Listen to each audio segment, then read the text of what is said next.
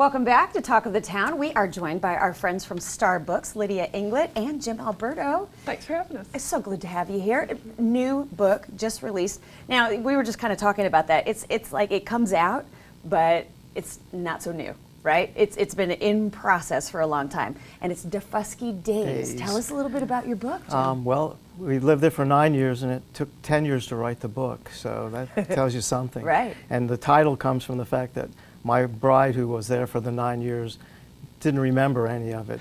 We think she was in total shock for the entire 9 years. And then talking about it to friends, I would recount a story, and she would look at me and she'd go, "Really? Did that really happen?" Is that right? And so that's sort of the reason why this happened. Yeah. So it was teaching on Daufuskie. Right. Now, Daufuskie is a world of its own. Yeah. Like, I'm kind of obsessed with Daufuskie lately. You know, I've learned about, there's so many ways to get there, and people are, I mean, the learning curve for Daufuskie, I'd say that the learning curve is vertical. You know, there's so much to learn about Daufuskie. So being there for 10 years. Or 9, yeah. Or 9, Yeah. okay. And every time we went on or off, I carried a 5-gallon gas can and a 6-gallon boat can in each hand, and walked up and down the dock carrying these gas cans. And that was our life. Our life was going up and down docks. Wow. And dodging poisonous snakes and stuff. Yeah, right? The adventures of island Yes, living. and it seemed to all hinge on boats, I think, in one way or another. And when Jim and I first began to talk about the book, it had a slightly different title that he'd been working on, which I think spoke to the fact that really you want to have a good boat because you're going to have to go back and forth to the mainland a lot because there were not a lot of natural resources. You know, you couldn't get your, full-on groceries on Daufuskie and all that. So it often became about traversing the water, what's going on with the tide. Never mind that they're actually, working, teaching the kids in a rather remote location. And all that entails. It's more like island living. How do you back and that forth. transition? That's really what it's about. It's back and forth on the island. And you can almost throw a rock to Daufuskie from Harbor Town, but you can't get there on some days. Right. That's right. So it's really very difficult.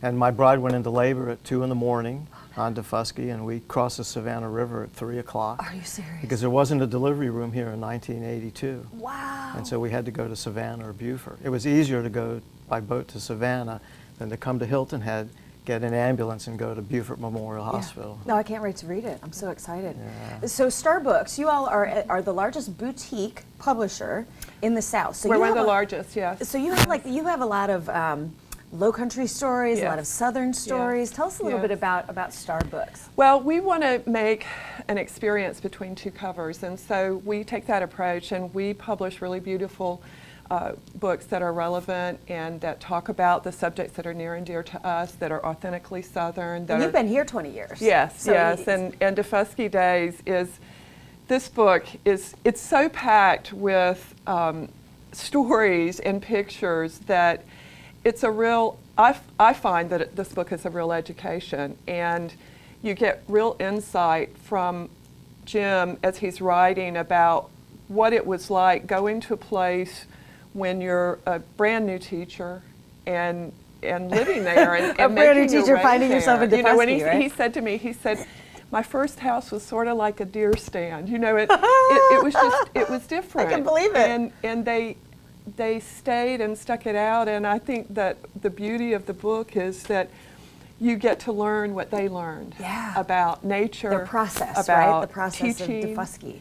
learning about the tide and the water and all of those things. And all of those things are sort of intrinsically woven into a lot of the books that we do because of where we are and the love that we have for the South and particularly the Low Country. I mean, it's a character. Yeah. You know, it really is a character that is always changing. There are always different faces that we see of the Low Country character, the environment, the tides, like you were saying, the waterways. It's a disappearing way of life too, as we become less Southern all the time here. And I've always been a Southerner since I was 5, and you see this huge transformation. And I tell new arrivals here, this is not the South that we remember as children growing up. It's so a little bit more transplant South, right? But the best parts of our South still exist. Of course. That's why people are attracted here. That's why they're attracted. Now, you're going to have some speaking engagements. We can find that on Starbooks.com? .biz. Starbooks.biz. Okay, perfect. Yes, we're working on a couple of events for September, and Jim will be speaking at the Hilton Head Country Club. Wonderful. And we'll And then have we can those just- dates upcoming. We can find everything right there on the site. Yes. Perfect. And thank you so much for being with Oh, us. you're welcome. Congratulations. Thank you very you. much. We'll be right back with more Talk of the Town. Cheers, thank you.